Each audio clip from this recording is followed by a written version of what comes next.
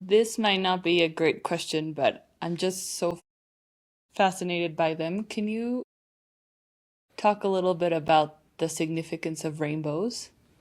Yeah. In Sanskrit, we say Indra Dhanush.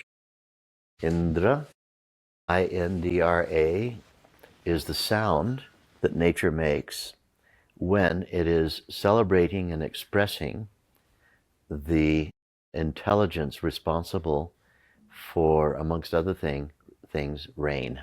Indra. Indra. It's the sound that nature makes. This is the way we describe it. It is too facile for us to say it is the name of the rain god. It's very facile. Not descriptive enough for our very sophisticated Vedic worldview. Listen to the way I describe it.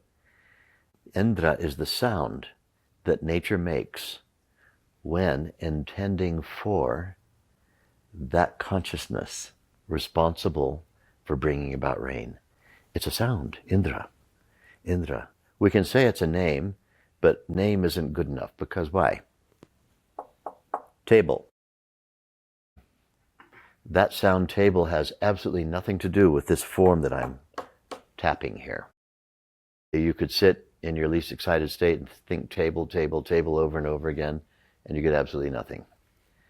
Mesa in Espanol, same, sorry.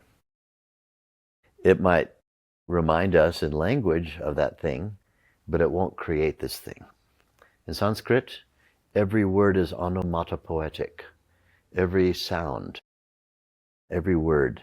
So we have a saying in Sanskrit, Nama Rupa Sahitam Bhavati Eva. Nama Rupa Sahitam Bhavati Eva. Nama means the name of a thing. Nama Rupa, the form of the thing. Nama Rupa Sahitam. Sahitam means infinitely correlated. It's translated as together, but we lack more sophisticated language. Infinitely correlated. Nama Rupa Sahitam Bhavati is the state of being, is or am or are. State of being Bhavati. Eva, indeed. Name and form are infinitely correlated indeed. Indra. So Indra and then Dhanush. Dhanush. We've heard this word, similar word to this, in Dhanur Veda. So there are 4 Vedas, Rig Veda, Sama Veda, Yajur Veda, Atharva Veda. And each one of these Vedas has its own Upaveda, subordinate Veda. The Upaveda of Rig Veda is Ayurveda. The Upaveda of Sama Veda is Gandharva Veda. The Upaveda of Yajur Veda is Dhanur Veda. And then the Upaveda of Atharva Veda is Sthapatya Veda, architecture. So Dhanur Veda. When we say, we want to say a bow, like the instrument of archery, the stick that is bent, that has a string keeping it bent, and then it turns it into a launching device. Things can be launched from it, a bow. A dhanush. It's a dhanush, but when we put a V on the next word, there's a rule of flow that makes it turn into an R. Dhanur Veda, the Veda of the Dhanush. The Veda of archery is Dhanush Veda, but you can't say Dhanush Veda because of a rule of grammar. It has to be Dhanur Veda. So when we say rainbow, we say Indra Dhanush. Indra Dhanush. Indra Dhanush is the rain bow. It's the bow of Indra. Indra bending the bow. Now what happens when you bend white light? I'll tell you. It turns into a rainbow. It creates a spectral array.